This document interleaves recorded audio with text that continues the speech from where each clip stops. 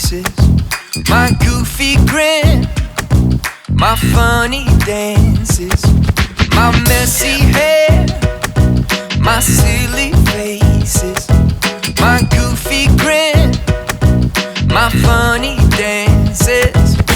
I've got a friend in Jesus. He loves everything about me. I've got a friend in Jesus. He loves everything about me. When I get scared, you make me braver. You are my friend forever. When I get scared, you make me braver. You are my friend forever. Oh, I've got a friend in Jesus. He loves everything about me. I've got a friend in Jesus. He loves everything about me. Yeah. Alright. Hey, who knows where your head is? What about your shoulders? Can you point to your knees and your toes? Awesome, let's do it together. My head and shoulders, knees and toes. He loves everything about me. My eyes and ears and mouth and nose. He loves everything about me. My head and shoulders, knees and toes. He loves everything about me. My eyes and ears and mouth and nose. He loves everything about me. Everybody sing. I've got a friend in Jesus. He loves everything about me. I've got a friend in Jesus. He loves everything about me. Oh, I've got a friend in Jesus. He loves everything about me. Loves me. I've got a friend in Jesus. He loves everything about me. Yeah.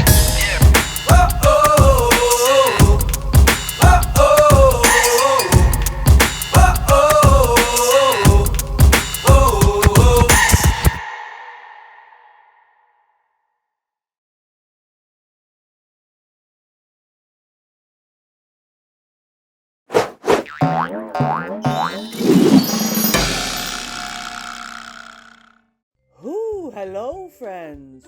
Who wants to see what's inside my chest? Do you? Stories of the Bible. The story of Easter. While Jesus was on earth, he taught everyone about God's love and performed many miracles, like healing people, calming storms, and raising people from the dead. Wahoo! The Jewish leaders and teachers did not like what Jesus was doing or how he said he was the Son of God. So they made a plan to arrest him to get rid of him once and for all. Judas, one of Jesus' disciples, agreed to betray Jesus Come in. and give him over to the religious leaders for some money. Jesus was in a garden praying, and Judas showed the men who Jesus was. Jesus was arrested and brought before the high council of the religious leaders.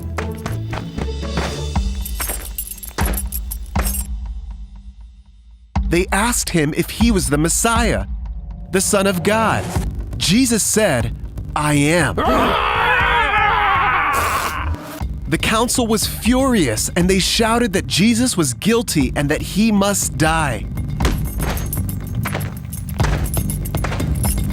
So they took Jesus before the Roman ruler Pilate, and he heard the charges against Jesus. Pilate didn't think that Jesus had done anything wrong. Seems okay to me. So he said he would punish Jesus and then release him. But the crowd kept screaming louder and louder, "Crucify him!" Because of the pressure from the crowd, Pilate turned Jesus over to the Roman soldiers to be crucified.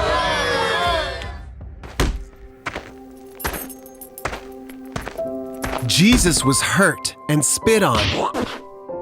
His clothes were taken from him, and a crown made out of thorns was put on his head. He was badly beaten, and the guards mocked him, saying, "We honor you, King of the Jews." And then Jesus was forced to carry his cross to the place where he would be crucified. On the way, the soldiers had a man who was passing by, named Simon, carry the cross for Jesus. Once Jesus made it to the place where he would be crucified, called the Skull, the soldiers around him nailed him to the cross and waited for him to die. While Jesus was hanging on the cross, many people shouted to him, "Come down from the cross if you are the Son of God." But Jesus knew that he had to die to forgive the people of their sins. At noon, darkness fell across the whole land.